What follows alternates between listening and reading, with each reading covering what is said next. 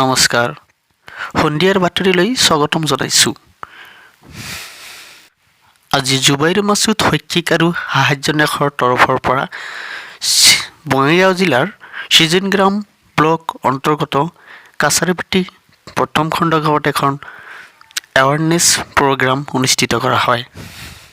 এই সজাগতামূলক সভাখনৰ নাম হ'ল 1 বিলিয়ন ৰাইজিং ডে।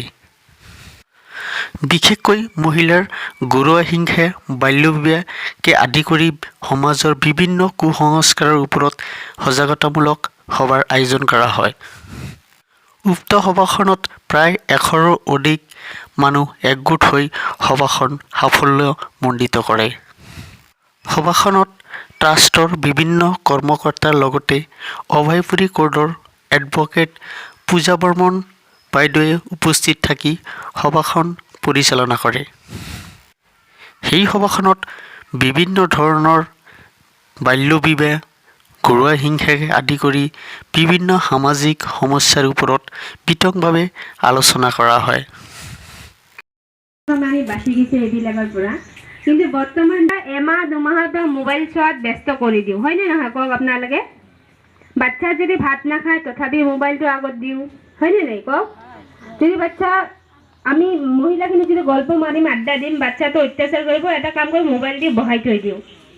ঘৰত উৎসৱ পাৰ্বণ হ'ল, মোবাইল দি বহাই থৈ দিলোঁ।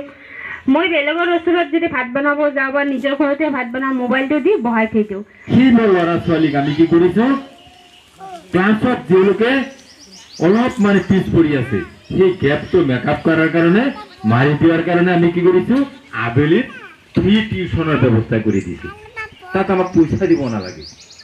আপোনালোকৰ ল'ৰা ছোৱালী নিয়মিত তাত পঠালে আমাৰ বাইদেউ আছে, সেই বাইদেৱে পঢ়াব। আমাৰ সংস্থাৰ পৰা আমি কি কৰোঁ, কমিটি গঠন কৰি দিছোঁ। তেওঁলোকে কি কৰে, আবেলিৰ সময়ত বিভিন্নজনে বিভিন্ন বেয়া দিশত ঢাল খাই আছে। কিছুমানে মোবাইলৰ পিছত লাগি গৈছে, কিছুমানে নিচা দ্ৰব্য খাই আছে, বিভিন্নজন বিভিন্ন ফালে ফালৰি কাটি আছে। আমি সেই বেয়া ঠাইতো তেওঁলোকে যাতে এৰি দিওঁ, খেল ধেমালিৰ জৰিয়তে ভাল ৰাস্তাত আগুৱাই যাব পাৰে, তাৰ কাৰণে আমি কি কৰিছোঁ, ইয়থ কমিটি ফৰ্মেশ্যন কৰিছোঁ আৰু সিহঁতক ভলীবলৰ ব্যৱস্থা কৰিছোঁ। এইবিলাক কাম আমাৰ জুবাইৰ মাছুদ শৈক্ষিক আৰু সাহায্য ন্যাসৰ পৰা কৰা হৈছে। আৰু শিক্ষাটো আমাৰ লাগিবই, অকল স্কুলীয়া শিক্ষা শিকিলেই নহ'ব, তাৰ লগতে আমাৰ পূৰ্ণাংগ শিক্ষাত শিক্ষিত হ'ব লাগিব।